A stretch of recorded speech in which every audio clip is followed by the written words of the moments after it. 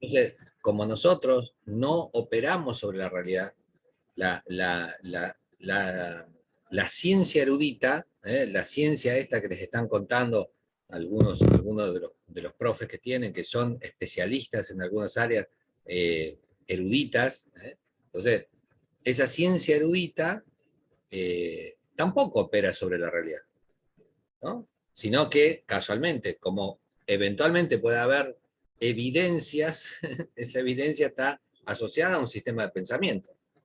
Entonces yo voy, miro la realidad y veo que, no sé, una lagartija tiene determinada estructura, forma, qué sé yo, decir, así lo hizo Dios, para recordarnos los demonios. Entonces, esa es una forma creacionista de explicar la cuestión. Entonces, ¿la realidad cuál es? La lagartija con esa forma. Dios la hizo así para recordarnos los demonios. Así que Eso es estemos, relacionarlo bueno, con la religión, digamos, bueno, creencias. ahí está. Ahora, esa, Muy lejos del método científico, muy lejos. no sé, porque el creacionismo y muchas de sus formas de creacionismo, digamos, eh, fueron apareciendo en distintos momentos de la historia de la humanidad. No es que cuando Lamarck o qué sé yo, ay, el evolucionista Darwin hizo sus postulaciones, con eso acabaron con el creacionismo. Al contrario, había arduas discusiones respecto de eso. Y la necesidad de encontrar evidencias de esa evolución que decía, bueno, ¿cómo evolucionaron? Tengo un dinosaurio y ahora tengo un cristiano. Y en el medio, ¿qué pasó? ¿Cómo evolucionaron? Bueno, entonces, no, Dios lo creó así. Entonces, la necesidad de buscar elementos que por lo menos le pongan temporalidad. Este hueso de dinosaurio tiene 90 millones de años y este hueso de cristiano tiene 3 millones y medio. Entonces, que ni siquiera fueron contemporáneos, o no sé, todas esas cosas son como, la realidad es esa, vos encontraste un fósil. Ahora, ¿cómo analizás eso? Bueno, y ahí están las teorías de la ciencia erudita. Entonces, la ciencia erudita no opera sobre la realidad, sino que opera sobre la aproximación de ese modelo teórico en la explicación de la realidad. Y en algunos momentos esas ideas, bueno, explicaban esa situación. Ahora hubo otras ideas más plausibles, más potentes, que sobre la misma realidad dicen otras cosas y son capaces de predecir, son más... ¿Vio la teoría que hay ahora que el universo fue creado en una computadora que anda eh, circulando? sí, en realidad yo ya vi la película Matrix. O sea, nada, son, viste, como teorías, ¿no? Que en algún momento aparecen y que en realidad, por eso el mundo de las ideas, el mundo de la ciencia erudita, cuando vos me decís cuál es nuestra función, bueno, un científico erudito jamás se va a poner hoy a discutir el creacionismo. En tal caso, presentará otros modelos, Levo Devo, ¿no? A partir de los estudios que nosotros sabemos no sé, O sea que no lo refutan. La creencia de Dios no, no la directamente refutan. no la refuta ni la discute. O sea, no hay ningún científico que diga, no, esto ha sido creación de, no, nada. Al contrario, sabemos tanto de la variabilidad genética y de biología molecular y de ¿cómo se dice? Eh, ay, no me sale embriología. Sabemos tantas cosas de eso, que bueno, nada, hay teorías como esta, Evo Devo, que están más, se van consolidando ahora, contemporáneas, que bueno, ninguno va a ponerse a discutir aquella otra cuestión. Ahora, cuando nosotros vamos a la escuela, con esto quiero decirte, la ciencia erudita, la ciencia que por ahí formó a alguno de los profes que ustedes tienen, que son especialistas en algún área, especialistas en biología molecular, qué sé yo, bueno, esa ciencia erudita no opera sobre la realidad, sino que opera sobre modelos que explican esa realidad, modelos muy sofisticados, y casualmente como esos modelos conforman formas de pensamiento y de abordar esa realidad, eventualmente pueden cambiar. Entonces, la realidad no cambia. Vos vas y seguís viendo los mismos fósiles. Lo que cambia es la manera de explicarlo. Y ese es el campo de la ciencia erudita. Ahora, nosotros no hacemos ciencia erudita. Y ahí está tu tensión, ¿no? Cuando vos decís, bueno, yo, viste, no sé, no voy a ser médico, o no voy a hacer tal o cual cosa. Bueno, nada. Nosotros, nuestro objetivo es una mediación de la ciencia erudita, de alguna forma, una mediación, tómenlo con pinzas. Nosotros enseñamos ciencia escolar. Y esa ciencia escolar tampoco opera sobre la realidad, sino que más aún, ¿no? Busca modelos para ser de alguna forma asequible, para poder aproximar las teorías de la ciencia erudita. Ahora, Para que los chicos entiendan de para que alguna los pibes forma. entiendan, pero los pibes tienen que entender la ciencia erudita de ahora, tienen que entender, no sé, biología molecular, ¿eh? No sé hasta qué punto tienen que entender eso. Entonces yo puedo, en la escuela, enseñar Por el ahí entender, reform. ¿Cómo? tendrían, de ahí a que les interese es otra cosa. Bueno, ese es otro tema. Ahí también Que sí por ahí entender, hay parte de nuestro entenderían. arte. Pero lo que te digo es, la ciencia erudita nunca jamás de los jamases se va a poner a discutir cosas que ya fueron superadas en la academia. Ningún científico te va a decir, no, bueno, vamos a estudiar si la Tierra es plana o no. Ninguno, lo miran de costado y dicen, déjalo, ¿viste? Que muera en su ignorancia, tocroto, ¿entendés? No, jamás se va a poner a discutir eso. Si sobran evidencias en un sentido amplio, ¿no? Hay montones de observaciones, qué sé yo, no sé, ¿viste? Como ponerse a discutir, no, usted no tiene 5 dedos. Bueno, está bien, hijo, está bien. ¿Qué me voy a poner a discutir? Pero quiero decirte que para ellos, para los científicos eruditos, volver a algunas de otras formas ya vetustas de cómo se explicaba, carece de sentido y ninguno lo hace. En cambio nosotros que hacemos ciencia escolar, sí vamos a aquello. ¿Pero por qué vamos a aquellas ideas? Para poder reconstruir las formas de pensamiento de la humanidad, de cómo se fueron pensando y cuáles fueron los límites de esa teoría. Cuando vos estás estudiando un proceso, no sé, una discusión entre no sé, la evolución, la teoría de la evolución de Lamarck y la teoría de la evolución de Darwin, y vos te pones a discutir esa cuestión, o aún entre perspectivas, digo, no sé, de lo humano, ¿no? Nosotros hemos charlado algunas de esas cosas al inicio de la cátedra. Entonces, cómo las personas o la humanidad fue recorriendo distintos momentos para llegar al pensamiento actual. Entonces, ese es nuestro laburo. Entonces, nosotros hacemos ciencia escolar y no solamente podemos, tenemos que ir a charlar acerca de aquellas cuestiones. Y hablamos de Mendel, a ver que leo genética por ahí. Bueno, entonces, nosotros, ¿por qué hablamos de Mendel? Sí, es un tipo que ni sabía que existían los genes, no sé cómo decirte. Hablamos de Mendel. Sería que hagan el recorrido para poder entender a lo que queremos llegar. Exactamente. Entonces, para la ciencia escolar, que es lo que vos vas a hacer, es muy relevante entender el entramado del pensamiento de la humanidad para acercarlos a una perspectiva más o menos ayornada de lo que pasa en el mundo de la ciencia erudita. En biología Y tiene que también lo bastante que ver. desarrollen con lo cotidiano. O Sí, sea, lo relacionen con lo cotidiano. sí. Lo que pasa es que esa cotidianeidad eh, Porque las secuencias que estamos haciendo es todo en relación con lo cotidiano. O sea, no hay una secuencia que no armemos sin que esté todo relacionado. che, eso estoy tratando de. Me autorizaron me aprobaron un plan de tesis de una investigación.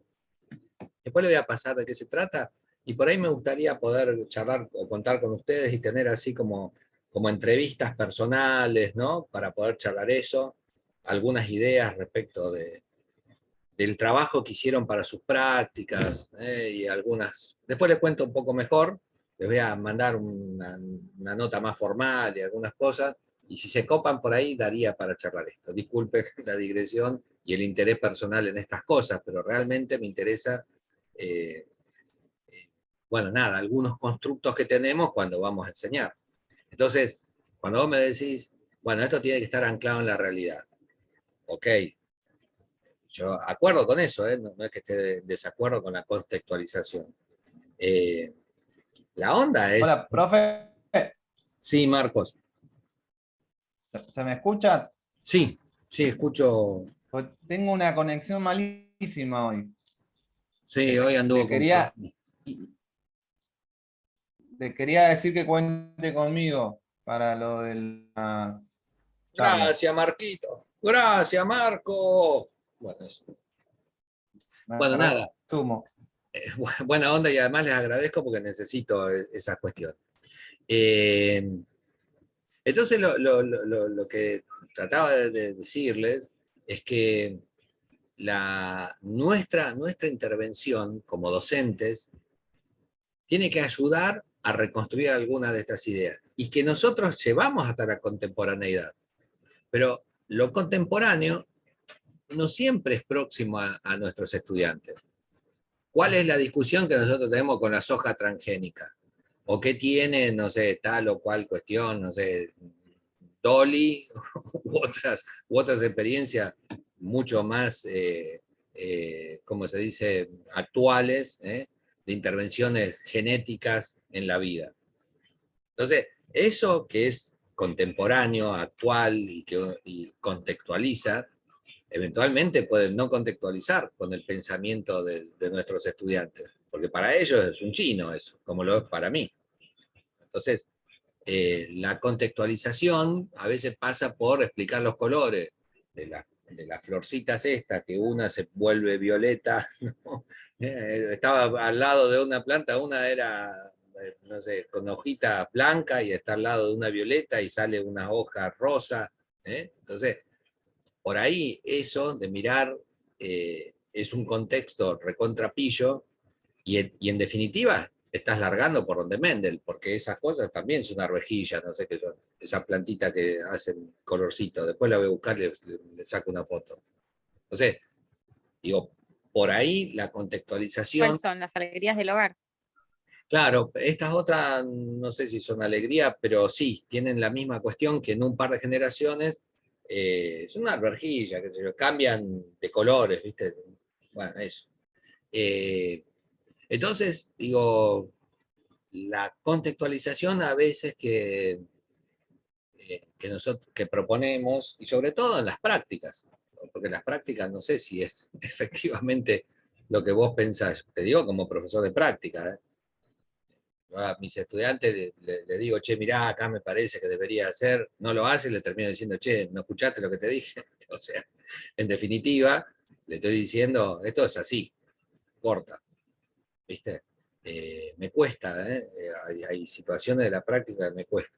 Pero digo, las propuestas de clase en las prácticas muchas veces toman la forma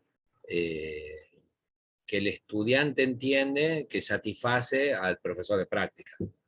Y listo, ¿viste? Lo escribís de forma tal que te dejen de observar tu producción. Digamos que cada uno viene con el librito y quieren que las prácticas las hagamos así, Sí, y que por ahí te vas al aula y te encontrás con algo completamente diferente. el aula no tiene nada que ver con la práctica, pero eso sí lo banco.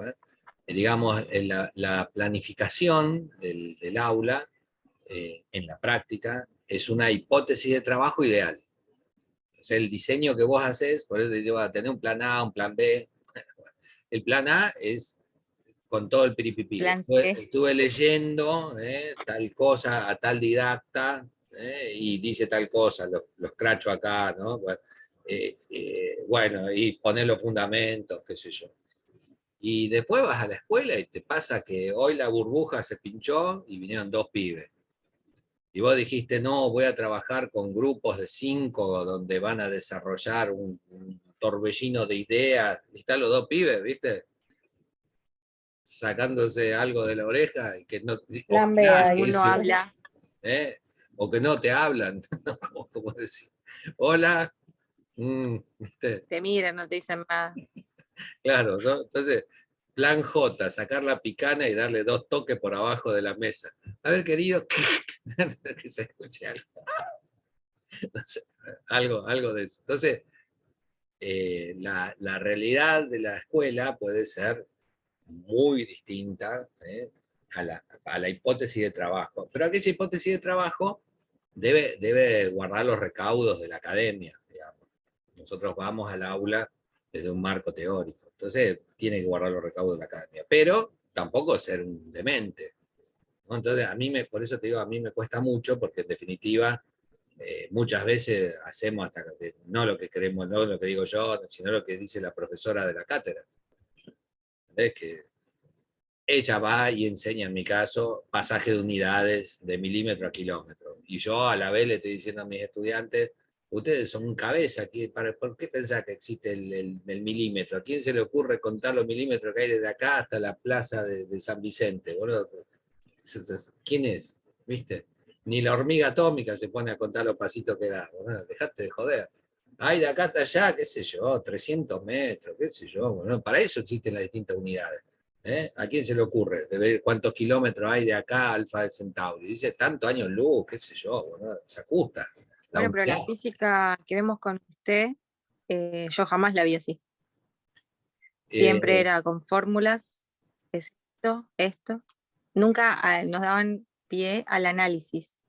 Siempre era, todo esto es exacto. claro, y resulta A mí que con la distinción que hicimos entre la ciencia erudita y la ciencia escolar, te imaginás dónde queda la exactitud de la ciencia escolar.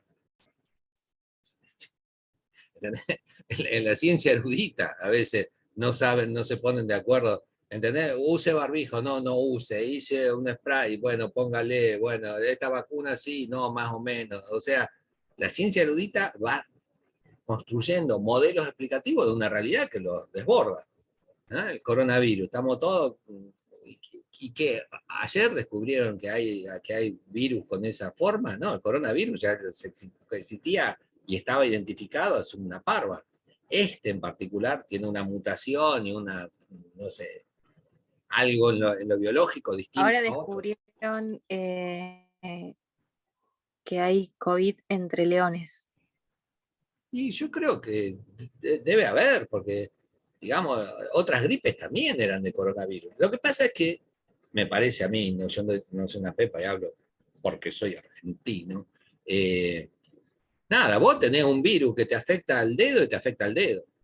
O sea, una pulmonía, qué sé yo, te afecta a los pulmones, no sé si es un virus, una bacteria, pero digo, vos tenés una afección de un virus que te produce algo, no sé, te daña el hígado, te afecta el corazón, qué sé yo. Este virus lo que tiene es que te genera una embolia, una conjuntivitis, una neumonía bilateral, un fallo renal, un dolor articular, ¿entendés? Una cefalea crónica, o pérdida de olfato, qué sé yo. O sea, es un virus que, ¿cuándo tuvimos un virus que sea capaz de afectar a todo el sistema? ¿Viste? Los coronavirus lo conocíamos, pero entonces la ciencia erudita va descubriendo todas esas cosas, dice, no, el que se enfermó una vez no sabemos si se enferma dos. Acordate que las primeras informes del año pasado era ver si vos habías generado anticuerpos y ya no te volvías a enfermar de nuevo. Y eso era por junio del año pasado. Parece que un japonés que estaba en el barco que había sido varado, no sé qué, se contagió de nuevo. ¿Se contagió de nuevo? Todo el mundo.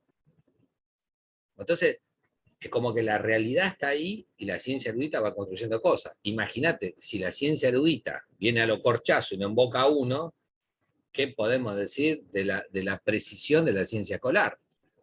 Que es una mediación de la complejidad de aquello en el aula.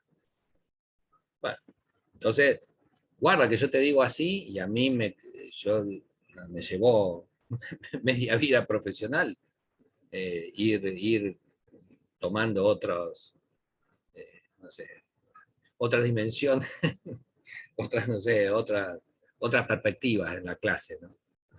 De física. Así que, qué sé yo, María, ojalá, espero que hayan, no sé, disfrutado, pensado, qué sé yo, discutido alguna de nuestras clases con eso alcance. Y para hoy había que discutir acerca de cómo era una anguila eléctrica, cómo imaginaban el tema de la anguila eléctrica, si es que un modelo para explicar la anguila eléctrica. Bueno, la anguila eléctrica está ahí, ¿no? Y nosotros, ¿cómo explicamos los efectos de esa anguila eléctrica? U otro, qué sé yo, el ornitorrinco, ¿eh? O que también tiene efectos así eléctricos. ¿Eh? No digo de bioluminiscencia, no es ni el pez del fondo del mar, ni la lucierna dando vuelta.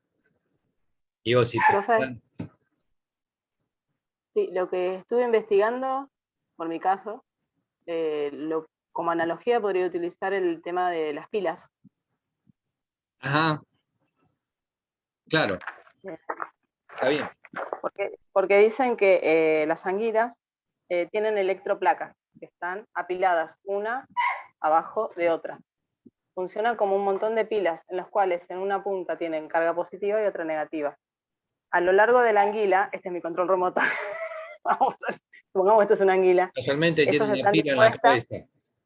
claro, sí, vamos a ponerlo así, acá está la pila. Bueno, esta es la cabeza y acá la cola. Están dispuestas la carga positiva en la cabeza y la negativa en la cola. Estas plaquitas están así. Vamos a dar cuenta que esta es no es la mejor analogía, pero bueno. Esperen que hasta que salga la pila. No, pero Perdón. vamos bien. Es así. Es así. Tiene una cierta cantidad. Cada una de estas serían electroplacas, ¿sí? Las cuales están conectadas con el cerebro y un impulso nervioso hace que se active. O sea, no es que está todo el tiempo activado, sino que se activan cuando es necesario para cazar, o incluso algunos de estos animales que ahora no me fijé, que es como la mantarraya, que también es pariente de la, ¿cómo se llama? De la De la anguila. anguila. Exacto, lo utilizan para cazar, para, digamos, matar a la presa, o también como para comunicarse. ¿Qué otra cosa Claro, había bueno. visto? Ahí entonces Es un modelo sí, sí, sí, precario, pero ese está bien. La onda es que, ¿y qué células son esas, che? ¿Otros animales tienen esas células? ¿Nosotros tenemos esas células? sí, espera, ¿dónde lo puse? Ay, ¿dónde lo había puesto? Porque había hecho toda una plaga. ¿Dónde ¿Nosotros lo había puesto? tenemos células así que tengan actividad eléctrica, digamos? El otro día No. hablamos de el otro día, hace como 15 días, no sé qué, hablamos de las dendritas, ¿no? De los Sí, axones, y hablamos allí que había una actividad eléctrica, pero esa actividad eléctrica la explicábamos en una parte por claro, movimiento de cargas entre dendritas y axones, ¿no? Habíamos dicho, claro, bueno, potencial de acción. claro, y después hablamos de ese potencial, después me mandaron por WhatsApp, y no sé, por otros medios, no me acuerdo dónde, no, todo por WhatsApp, que me explicaban allí, ¿no? Cómo se dan dentro de la vaina, algunos, de la vaina Es la del sinapsis, axón. ¿no? Claro, la sinapsis es esta donde hay un movimiento de neurotransmisores entre dendritas y axones. O sea, uno lo puede explicar con un modelo particulado, un portador de carga, ¿no? Entonces, se mueve de un lugar al otro y ese neurotransmisor hace eso, pasa el pulso de una célula a otra. Ahora, el tema es, dentro del mismo axón de una neurona, ¿no? Sí, que pueden ser bastante largos, ¿eh? Largar por acá y termina, qué sé yo, en el dedo.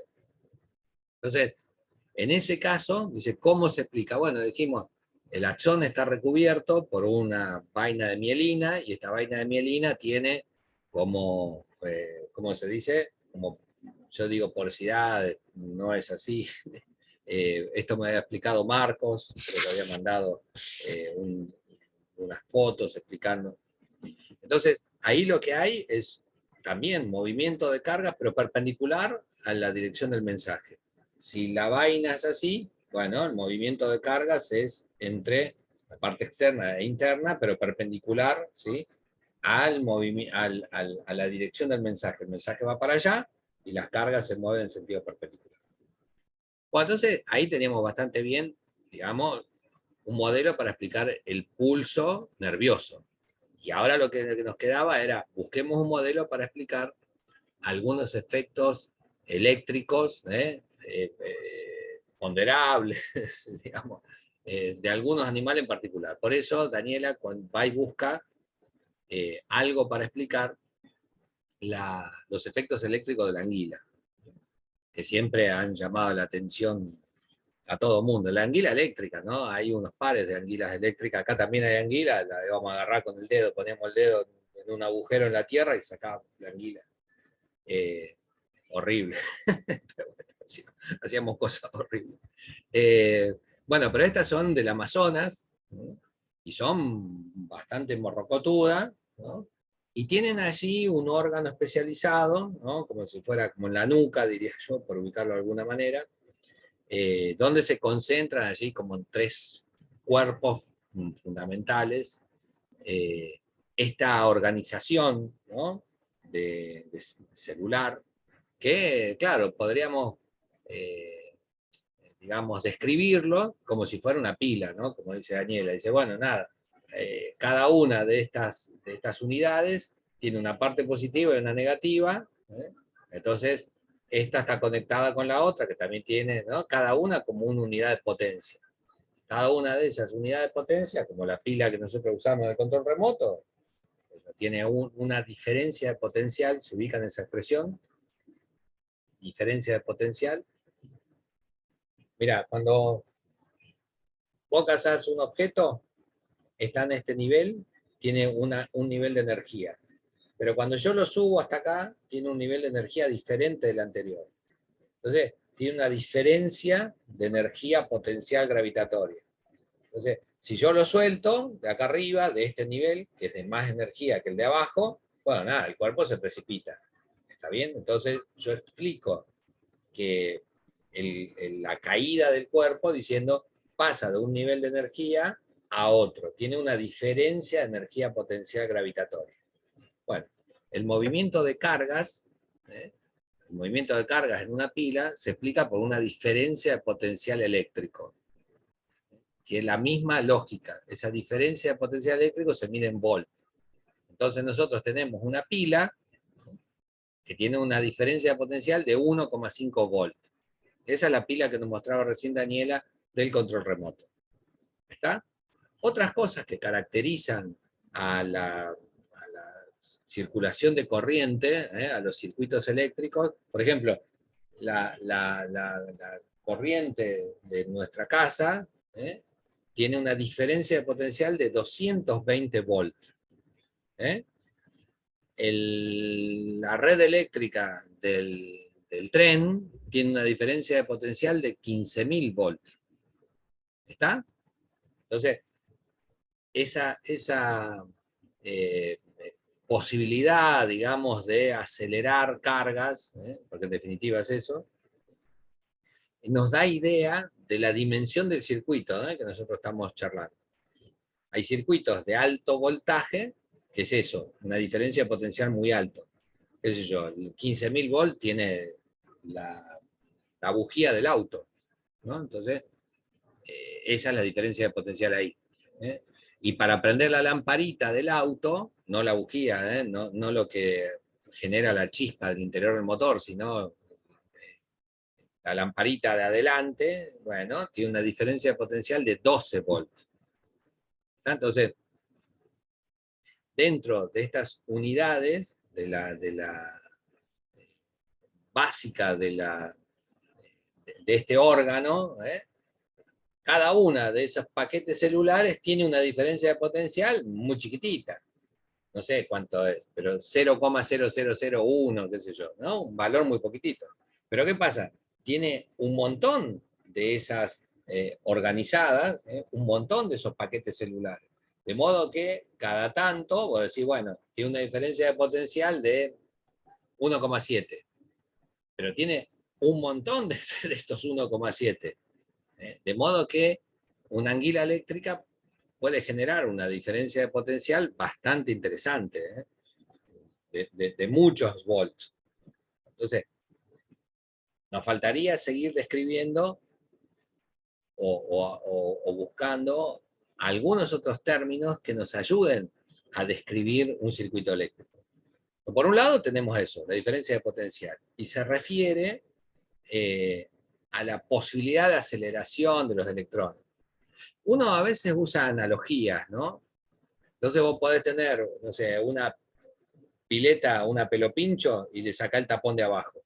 La diferencia de potencial del agua es 40 centímetros. ¿Está? Empieza a salir agua abajo, un chorrote de agua que se va vaciando la pileta. Bueno, una hidrolavadora tiene una diferencia de potencial de, si fuera así, si esta tenía 40 centímetros, la otra tiene 40 metros, la hidrolavadora. Entonces, tira el agua con una enorme velocidad, no sé cómo decirte. ¿Se entiende cómo es? La hidrolavadora tiene una altísima diferencia de potencial y tira un chorrazo que si le pones el dedo te corta. A ver cómo hace, te corta la mano. ¿Está bien?